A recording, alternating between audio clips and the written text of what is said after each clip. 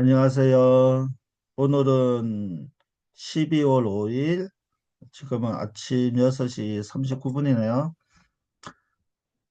12월 3일 저녁 10시 25분에 윤석열 대통령이 비상계엄령을 발동했고요.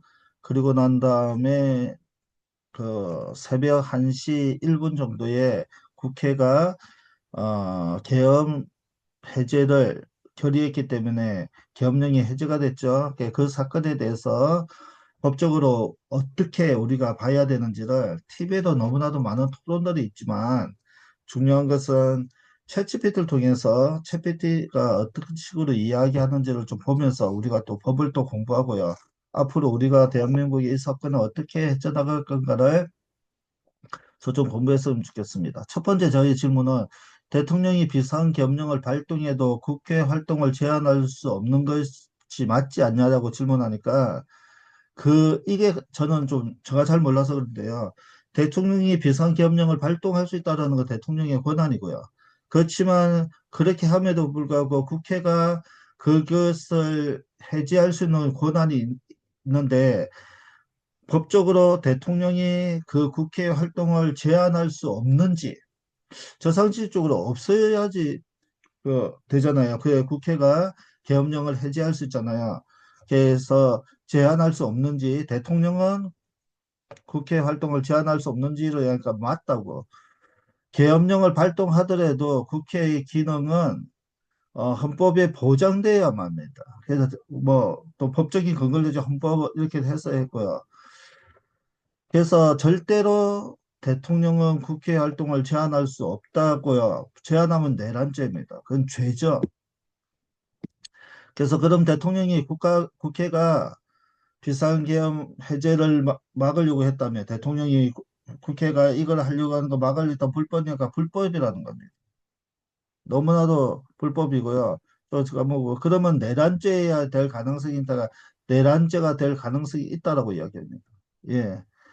그러면은 제가 또 물어본 게 한국 윤석열이 대통령이 비상계엄령을 발동하고 군인을 국회에 보내 국회의 기능을 못하게 한 사건은 분명히 내란죄가 맞냐고 이야기했더구만.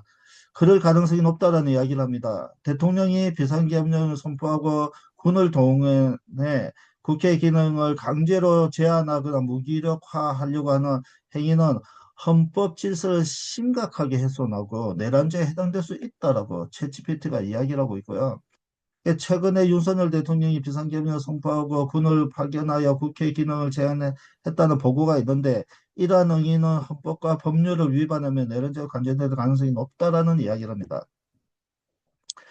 그러면 대통령이지만 내란죄를 대해서 이제 벌을 받을 수 있냐고 됐네요. 제가 그걸 잘 멈췄네요. 벌을 받을 수 있냐고 하니까 받을 수 있습니다. 그거는 우리가 알고 있죠. 내란죄와 외환죄의 경우에는 법을 받을 수 있습니다. 그러면은 이것을 누가 기소하는가 제가 잘 몰라서 그랬는데요. 그러니까 뭐 수사기관이니 뭐 이런 것들이 있고요. 이거는 그렇고요. 그래서 그러면 우리나라 역사에 우리가 전두환이가 그 노태우도 그렇고요. 내란죄를 유죄를 받은 적이 있었어요. 그럼 이전 전두환이가 국회의 기능을 방해해서 내란죄로 벌을 받은 것이 있냐고 또 있죠. 그래서 1997년 12월 12일 군사 반란과 1990년 5월 17일 비상계엄 확대 과정에서요. 국회의 기능을 강제로 제한했다. 음, 그래서 헌법 질서를 훼손한 행위가 내란죄에 적용됐어요. 1997년에 대법원에서 전두환과 노태우가 내란죄와 내란 목적 살인죄에 적용해서 유죄가 확정됐고요. 전두환은 무기징역 받았고요. 이런 적이 있었죠. 그래서 제가 또 궁금한 게 그러면 전두환 말고 이전의 대통령이 물론 없지만 제가 한번 확인하기 위해서 내란죄를 받은 게 당연히 없습니다.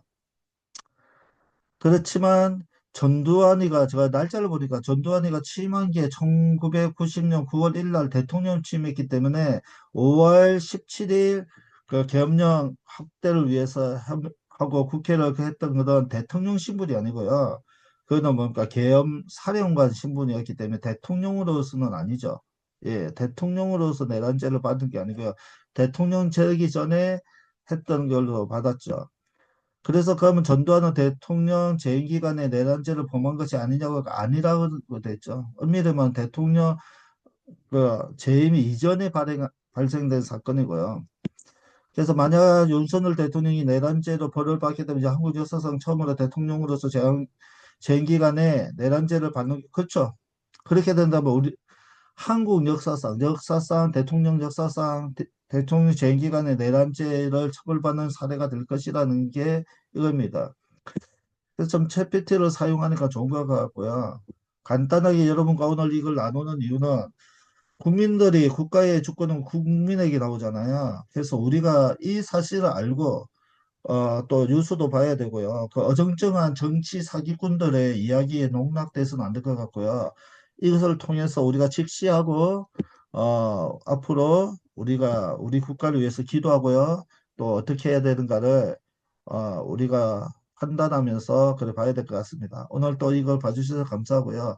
제가 답답한 마음에 뭐 됐니 안 되니 이런 이야기가 있어서 채피트를 통해서 한번 하고 싶었고요. 이것을 또 여러분들과 또 나누게 돼서 너무 즐겁습니다. 감사합니다.